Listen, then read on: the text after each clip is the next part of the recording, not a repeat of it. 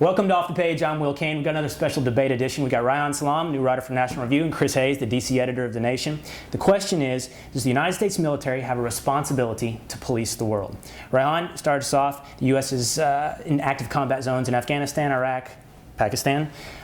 In the last half century, we've been in Korea, Vietnam, Kuwait, Bosnia. Some would have us go to Darfur. Is this an appropriate role of the military? I think it's absolutely an appropriate role. I think that Joe Nye once said, security is like oxygen. You don't notice it until you start losing it. And I think that the American role in the world, it's easy to carp about it. We spend a heck of a lot of money, and then if you look at Western Europe, they don't. If you look at a lot of the rest of the industrialized world, the free world, including states that are neutral, that aren't our formal allies, they really do rely and depend on us to keep the world safe and to keep this whole mechanism of global trade that has delivered tremendous prosperity. If you look at growth in China and India, this wouldn't exist without the United States providing this baseline of security. That's fine and all good for them. I'm an American citizen. Sell me on that. What's my selfish motive to pay for this? Well, it goes back to the Second World War. If you look at the argument that was made back then, the argument was very simple. The United States is kind of an island. We're here in the Americas, and it's true that we can defend ourselves with nukes. We can keep the Hun at bay or whoever the enemy happens to be. But that becomes very, very dangerous, and it also makes our lives as free people increasingly difficult if a hostile foreign power dominates Eurasia. Now, that's not likely to happen. What's instead likely to happen if we retreat is more and more security competition in those other parts of the world, and that security competition will make the whole world, including Americans, much poorer and much more frightened. Chris, is offense, is defense a good enough justification? Well, there's a few problems here, right? I mean, one is the counterfactual, which is to say if you remove the massive footprint of American security, what happens in its absence? And there's two things to consider. One, I think the thing that Reihan would stress, and I would concede that there would be a degradation of security in certain aspects, but there's also certain security problems provoked by the presence of America everywhere, right? So there's costs on that side as well. And in fact, if we look at the hotspots of the world now, we are dealing with the legacies of largely the British Empire, right? So the suggestion on your behalf, then, it's outweighing the potential benefits that it's providing? Yeah, well, that's so there's two points here. One is just a basic principle of self-determination, right, and sort of collective, peaceful self-governance, right? So the ultimate objective is some kind of global system which does not rely on a single cop who spends hundreds of billions of dollars on military and sort of arrogates to itself the right to intervene anywhere, right? That's the ultimate sort of just, I think, humane endpoint we want to get to. The second question is one of efficacy, right? Is this an effective way of going about providing security, and does it provoke more backlash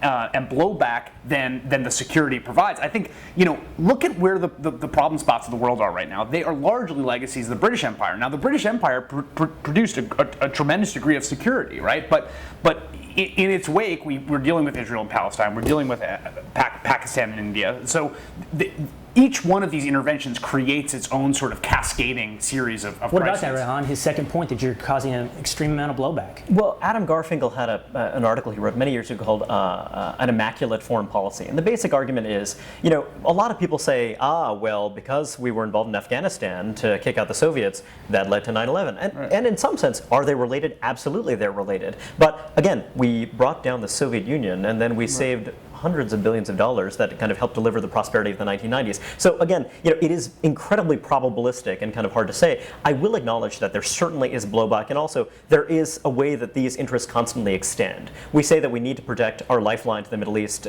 oil, in order to protect our allies in East Asia and Europe, and then we say, well, that's why we need to intervene in Eritrea or Ethiopia, and it goes further and further. I absolutely acknowledge that, but here's the thing. A lot of what America has been doing in the war on terror is trying to strengthen states in vulnerable areas.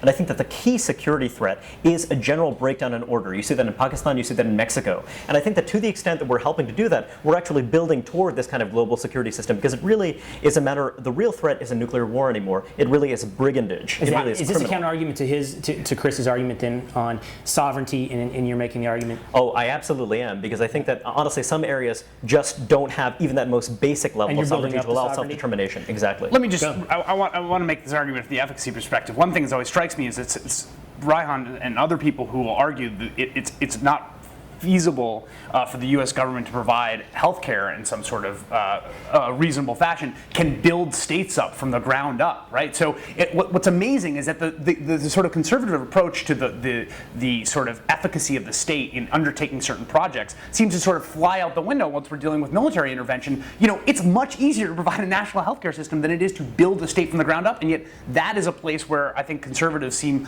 perfectly happy to sort of be applying the power of the state. Right. That's an absolutely great point. When I was a kid, when I was in high school, I remember I was left of center. I was a Democrat, and I believed in a stronger central government. And I remember arguing with a friend of mine and saying, you know, Alexander Hamilton, you know, he's celebrated by you conservatives, and you know, he was a believer in a strong state. So what do you say to that? And then he said to me, yeah, he was a believer in a stronger state than the Articles of Confederation allowed, and he wasn't for one that was too strong. And I think that, you know, there's a matter of getting large swaths of the world up to that basic point where they can provide people with security from brigandage, and also provide women with security against, you know, kind of violent abuse. So I think that, you know, I think that there's a happy middle ground there. And Chris, you persist. That's harder than it seems.